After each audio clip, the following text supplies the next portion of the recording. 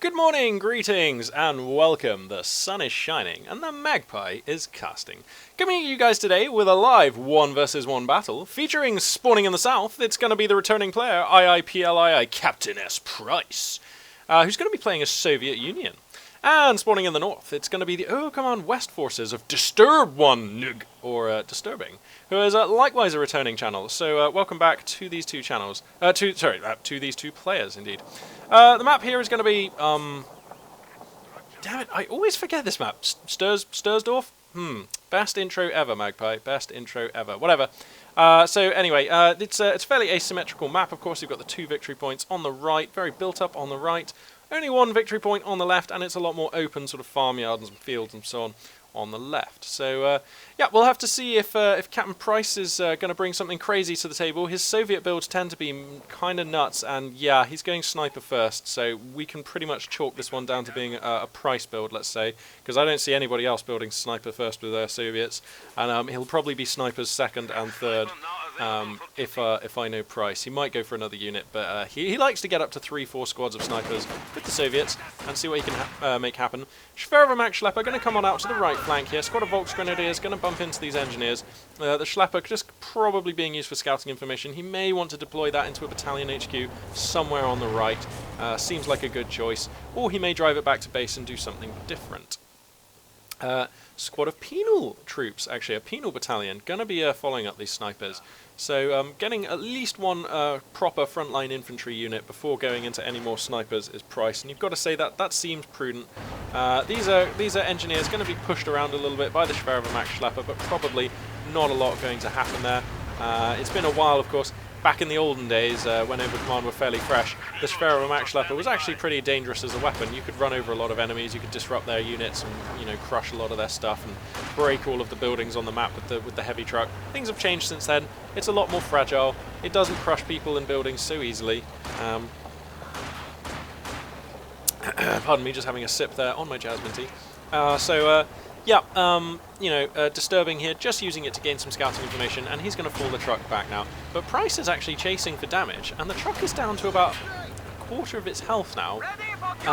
And Price knows that if he destroys this truck, things go really sour for the Overcommand player, and I mean really sour. Losing your first truck at this timing is a big deal.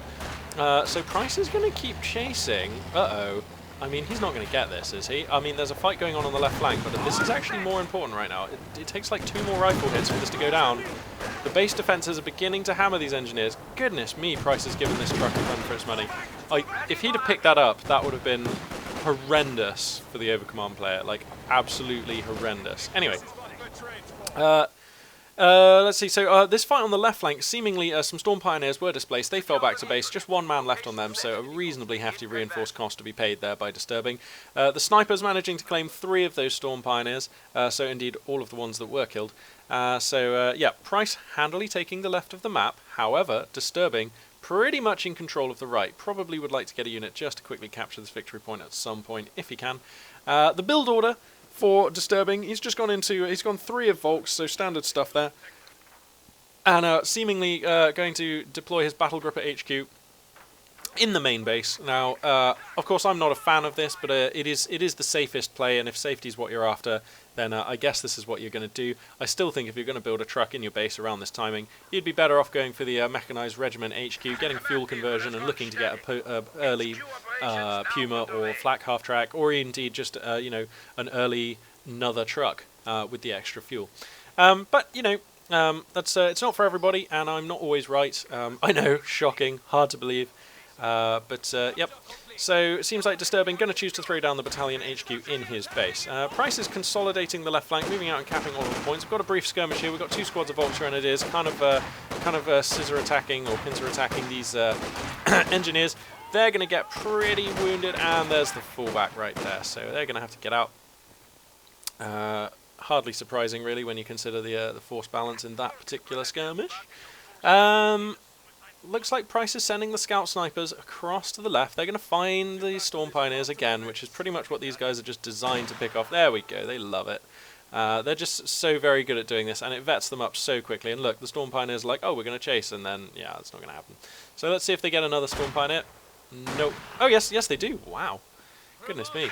So, wow, yeah, that's 1-star veterancy. Now, let's see what they actually get at 1-star. They get the Flares veteran ability. Ugh, less useful, I'm afraid. Soviet veterancy abilities leave something to be desired, it must be said. Increased weapon proficiency, so that gives rate of fire and line of sight at rank 2. And then at rank 3, further improves rate of fire. So 2 and 3-star, definitely very useful, and the ones to go for. Here's a squad of penal troops. They're going to get right up close to these Volksgrenadiers in cover, and that's actually a fight that they'll probably win. There's only a few windows, yeah, 3 on the north side of this building. Oh, wow. And a flamethrower has now come down on the penal battalion. That's going to roast and toast these Volksgrenadiers, and they're going to have to fall back. Let's check the teching now for Price. Still no sign of another building, floating 37 fuel as he is, so sometimes the Soviet players who go for the quick Tech 1 go for Tech 2 fairly soon after. Not the case so far with Price, but we'll keep an eye out and see if that changes. Disturbing, of course, has the battalion HQ. He's got a light gun on the queue right now. He's also floating quite a lot of manpower. Not quite sure what the plan is for that. He'll have a new truck arriving in just 5 seconds, so he has enough fuel as well to establish that into a reasonably early Schwerer HQ, if that's what he wants. Or he could go for a mechanised regiment truck in his base, or indeed anywhere else, but probably in the base if that's the choice. Anyway, a fight going to be taken here on the left flank. Storm Pioneers get up into a good position. Volksgrenadiers also in a good position at the back to cover. These are Penal Battalion and conscripts, though, doing a real number on the Storm Pioneers. So much close-range DPS. The carbines on the or rather, semi-automatic rifles on the Penal Battalion being used to maximum effect at that range, and the conscripts likewise being used their superior numbers and rate of fire to do really good work there. But the light gun is now on the field and is beginning to make its presence known. The first shell comes down and gets a decent-ish, kind of a glancing hit on these conscripts. Whoa, the next shot kills 3 conscripts and suppresses the squad, causing a fallback. So that light already being quite useful. Number of Volks here in cover. He needs to fall back this 1 Volk.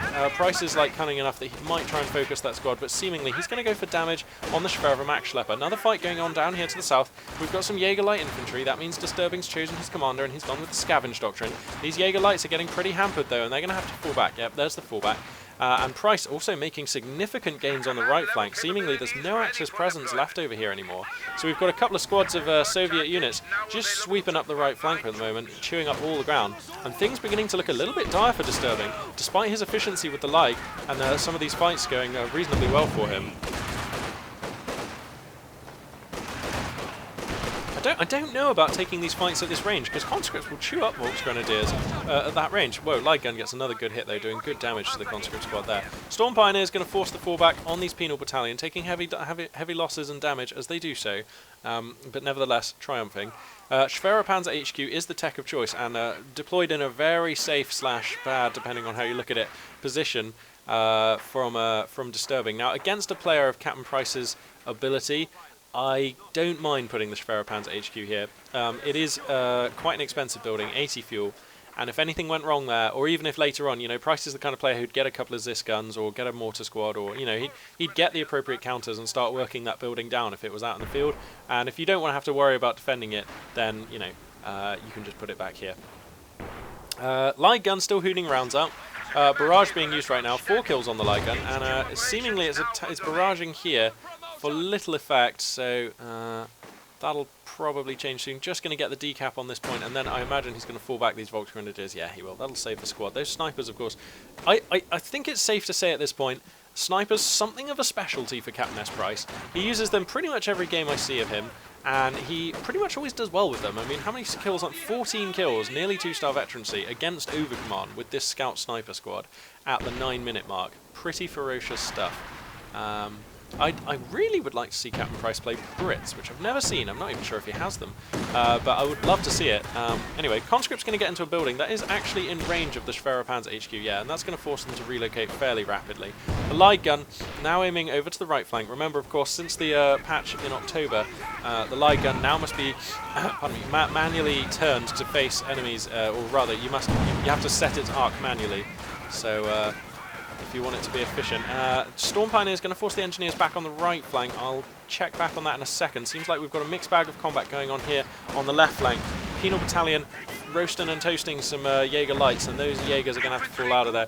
This is expensive stuff. Uh-oh, and dropping a Volk squad is Disturbing. Didn't see where they died, but you have to think it was here, maybe? No, it wasn't there. Yep, sorry, I missed that squad wipe. But anyway, CaptainSPrice inflicting a squad wipe, and right now, Disturbing finds himself at 28 supply under the 38 of CaptainSPrice.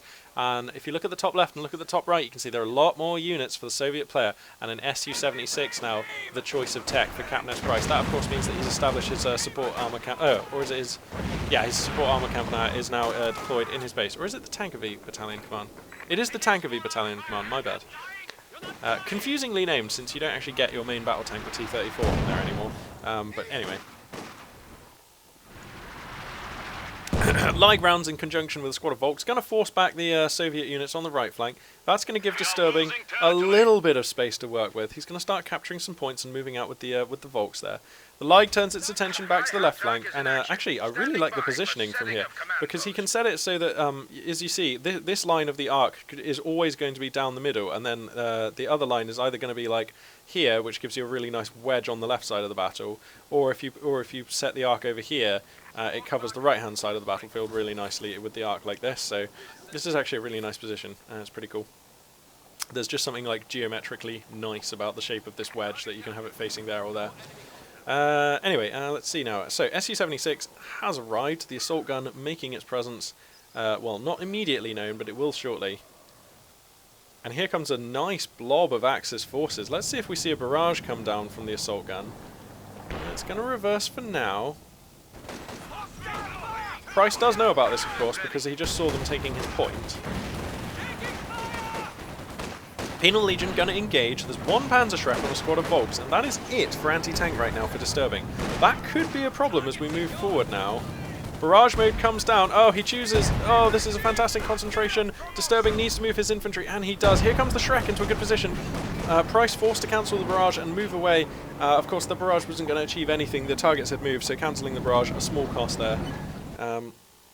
Conscripts getting pushed right up to the Overcommand base, and Russian forces also advancing on the right.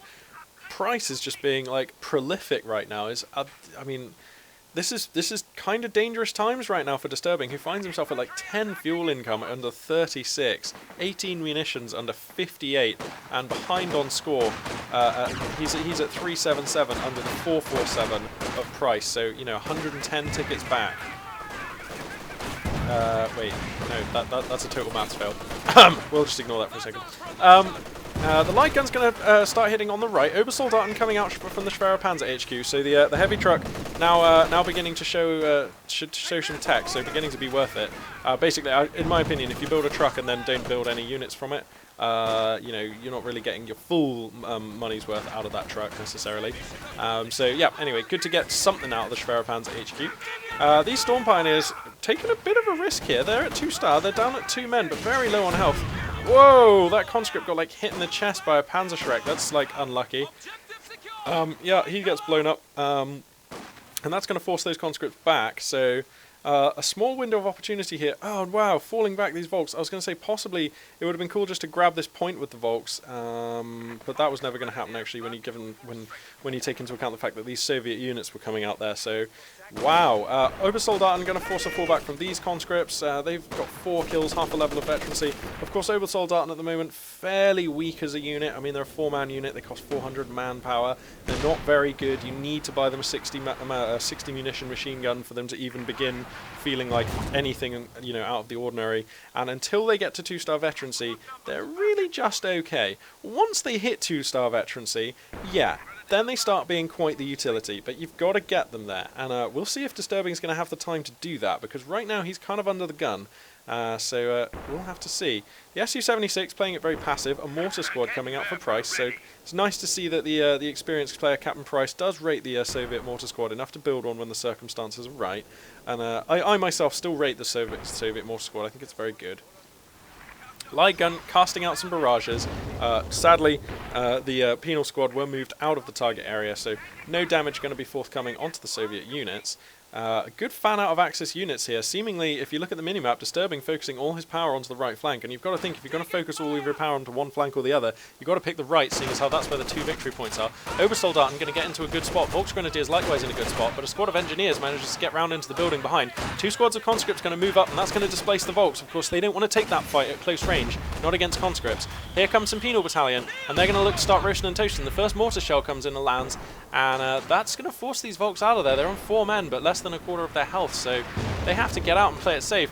Captain Price operating with quite a good blob of units here. And is that 2 light guns? No, that is not 2 light guns for the Axis player. It just seemed like it was firing pretty quickly. Mortar going to get in position to start counter-barraging against the light gun. Some conscripts could try and rush it if they wanted to. I'm just going to check. Does he have Molotovs? He does not have Molotovs though, so probably not going to go for the rush here. Smoking the Schwerer Panzer HQ is very clever, and he's going to come in with the triple Penal Battalion for a triple satchel charge and snipe the tech building.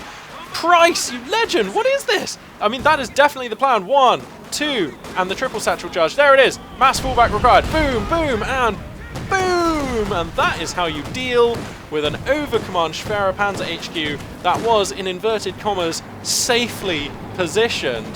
Price there, making the play, the playmaker, the haymaker. That is just disgusting stuff. Here comes an Ostwind, but it doesn't feel very good with an Su-76 powering it down, and the Su-76 is going to reverse move on out of there. And what do you do if you are Disturbing?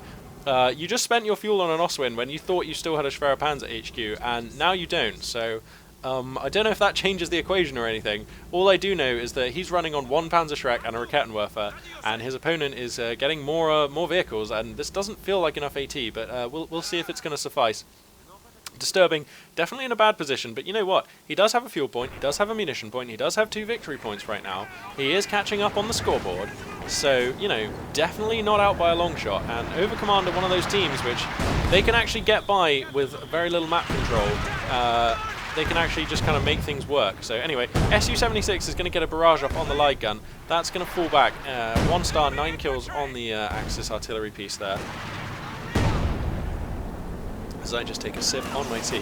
Now here comes the Ostwind, thinking about making a move forward. He needs to be careful with that thing. It hasn't been repaired, so it's on about 2/3 health. He does have the Storm Pioneers with the repair kit out there, so it would be a quick repair if he can make it happen. Ural's going to come down, and that'll be an anti-vehicle grenade.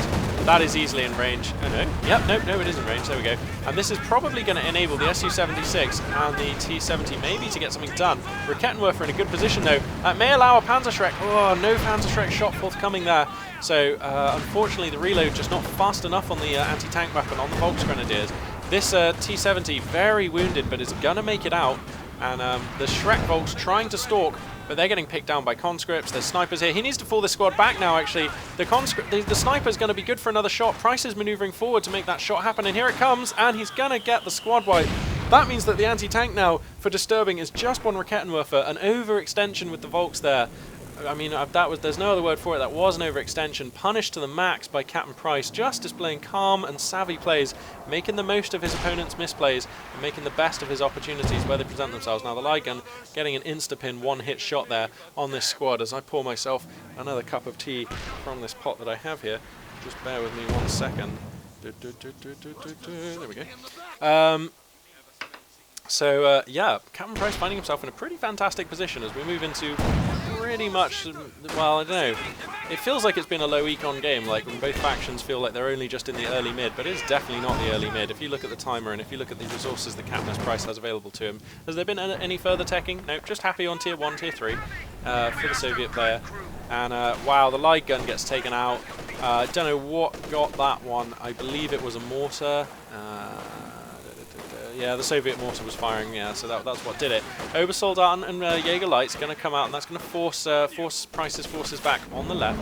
The Ostwind, oh, this is another Ostwind? No, yeah, sorry. The Ostwind repaired and going to come out, remembering to use salvage on the dead building, so Disturbing, doing what he can. That's 5 fuel, 15 munitions that he wouldn't have had otherwise, and it is always worth remembering. You know, you can salvage a Kubelwagen, you can salvage drop weapons, you can salvage destroyed buildings, you can even salvage abandoned vehicles, which gives you double your salvage bonus. You know, so anyway, there's options out there for Overcommand to get by in what would appear to be dire circumstances. I would say if there's any faction who's okay at fighting from behind, it's got to be Overcommand. I mean, a lot of the factions are quite robust when fighting from behind, but Overcommand pretty good at it. This T-70 is going to chase the the Jaeger Light Infantry and look to get a squad wipe, but it's not going to get the hit. The Ostwind's going to deflect that one. Now here comes 3 squads of engineers, 2 with flamethrowers. That's going to force this Rakettenwerfer to make a beeline for it. These Storm Pioneers are going to try for it, but they're just going to get roasted and toasted, you've got to feel. The Ostwind needs to get a bit closer, but it can't because the Su-76 is zoning it out. So these Storm Pioneers have got to go. They can't stand here in heavy cover getting flamed, they'll just die. The Ostwind's doing all it can, but the T-70 and the Su-76 are positioning for advantage. The T-70 is doing work on what the first Rakettenwerfer, but there is another, and that's going to be a vehicle lost for Captain Price. The second Rakettenwerfer, possibly unexpected here for Price. So actually achieving a bit of a fuel swing is disturbing, and this is the kind of thing he needs to get going. This is a good pickup, this is a good start, this is a foothold from which he can kind of try and look to get back to parity in this game, but I mean, he's still behind at the moment. Anyway, how are these Obersoldaten doing? 1.5 stars of veterancy on them. They're getting sniped a bit, and the sniper squad for Price now has 30 kills, 3 stars of veterancy. That's 30 kills against Overcommand. This is things like Storm Pioneers and Obersoldaten and stuff from, like, you know, Jaeger Light Infantry he's been sniping off. This isn't cheap. The light gun's going to get remanned, but it's under a lot of fire, and there's no immediate defences around here. The nearest defence is this sort of flat gun here, so...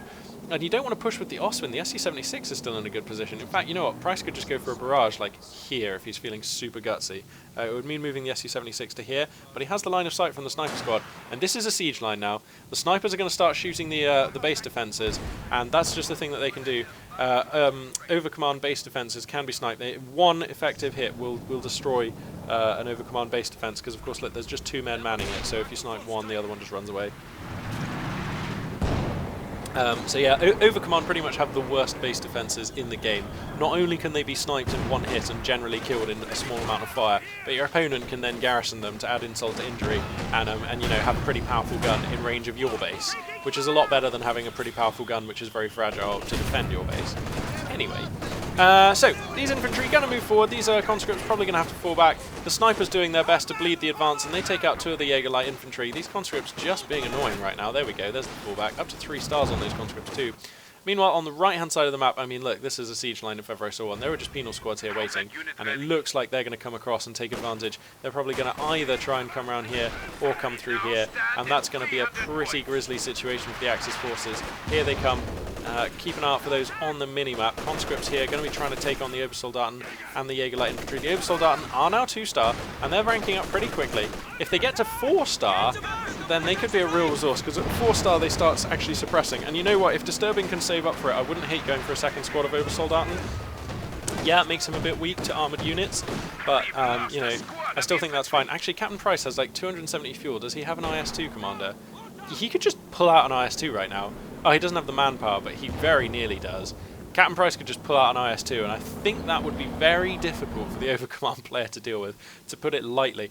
In fact, if he went for an IS-2, it would pretty much force a Jagdpanzer, and that pretty much actually favours the Axis player, because then the Soviet player's got this big heavy tank that they can't really use that well, and the Axis player's got a nice zoning piece in the Jagdpanzer 4. So actually, maybe Price is metagaming a bit. Yeah, he's going to go for the Lend-Lease commander, and a Sherman is going to be the armoured choice. Here it is.